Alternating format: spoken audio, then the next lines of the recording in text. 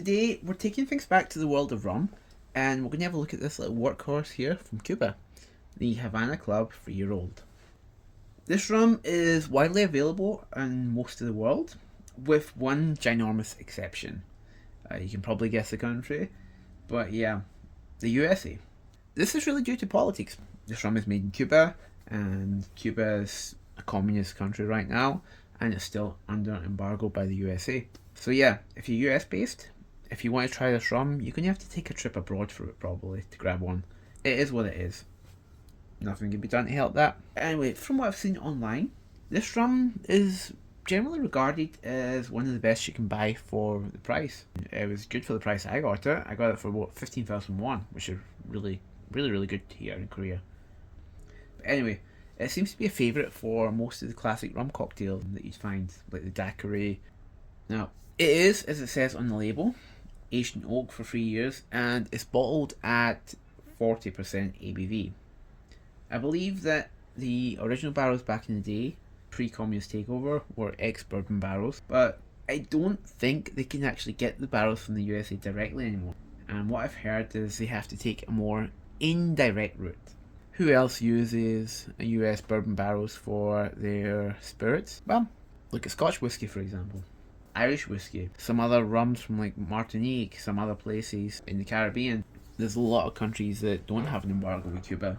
This means that the barrels, well, technically they're still ex-bourbon barrels. They've already been used multiple times, so they're basically at the end of their life by this point. And even with the intensified aging that you'd expect in the climate that Cuba has, it's not going to have a huge effect on the profile of the spirit. And on top of that, they also do a little bit of filtering on the spirit to reduce the effects of the oak even more. It should, in theory, be very spirit forward for a rum, or at least for an aged rum. So, let's dive into this and let's find out more. Just a quick look at the bottle. Alright, so yeah, 3 years old, 40%. So, let's open this up and let's try it. Let's pour it out. This is pale. This is really pale.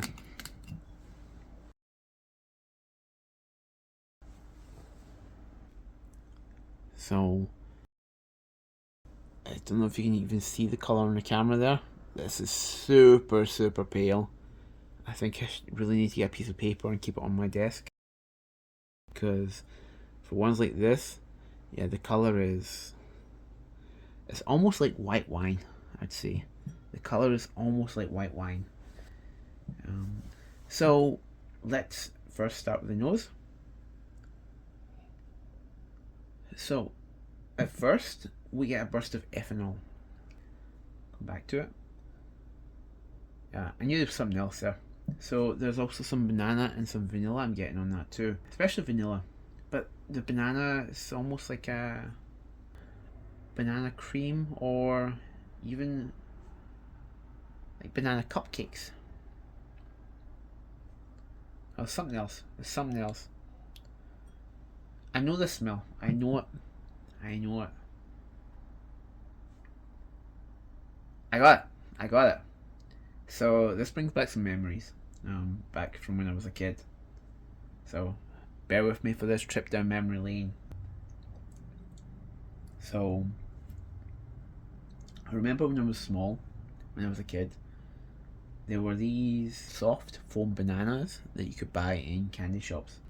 It was somewhere between a marshmallow and a chewy candy. A little bit chewy, but also very soft and fluffy like a marshmallow. It's really hard to describe a texture, and honestly, I'd probably just call them a foam banana. They're quite hard at first, and then when you bite into them, they become really soft. And as I said, they were a bit chewy too.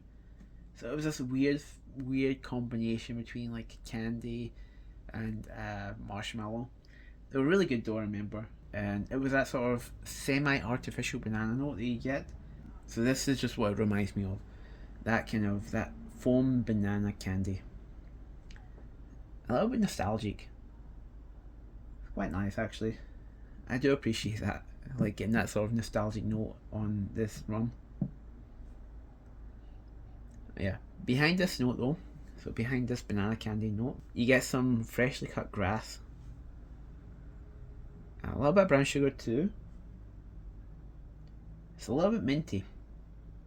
And I'll say there's a wee bit of hand sanitizer ethanol coming out near the end, just a tiny bit. Yeah, that sort of interplays with the mint a little bit. Really interesting though, really interesting. Anyway, it's time to taste this.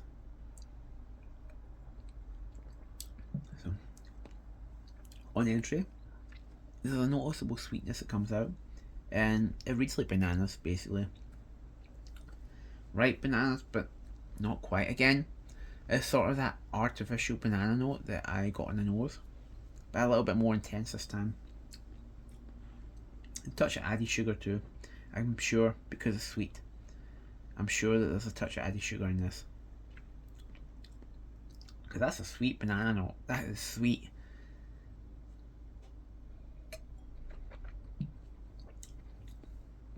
Yeah, going back a second now, I'm noticing it sticks to your tongue, and it's almost like sucking on a candy, like a hard ball of candy. As the rum is settling down though, it gives a sort of vanilla and almost like apple, but I wouldn't say like fresh apples. It's more sort of like an apple that's dropped and hit the ground.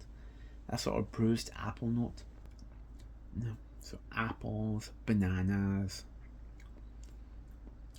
sweet vanilla, and there's a oak there. I can tell there's some oak there, but it's very light, very very light. So as this goes to its finish though, the sweetness is sort of drying up in my mouth. It's almost like it's a little bit bitter. The sweetness sort of dries up, it gets more bitter, and there's this almost grassy straw-like note that comes out too. Yeah, it's quite short. Overall, finish is not bad. A little bit bitter, a little bit herbal. Not too long, not too long. I wouldn't exactly say it's short, but it does go away just at just the right time. I would say it goes away just the right time. But yeah, overall, it's not bad. It really is not bad. Neat, and honestly, this is probably killing a cocktail. It's very drinkable as it is neat. It would definitely be elevated inside a cocktail, I'm sure. I just remembered we have some cans of cola. So, theoretically, this should work really well. I'm just going to make a very, very simple cocktail here. So let's see how it goes. Just some rum and coke. A nice classic. I do wish I had some lime, but yeah, it is what it is.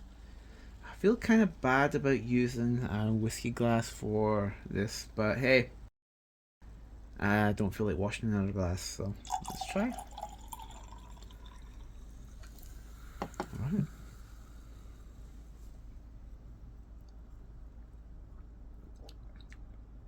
Oh damn, that's good. That's damn nice.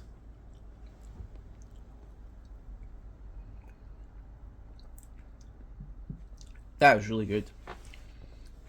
The rum is present.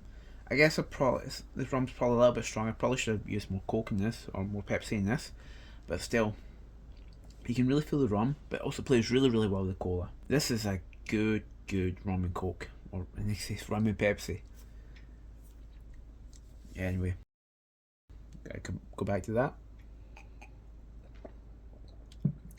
Yeah, this works well. It works really well. Honestly, it works far better than Bacardi, that's for sure. So yeah, thanks for watching, and if you enjoyed this review, don't forget to like and subscribe. What can I say? Slanche.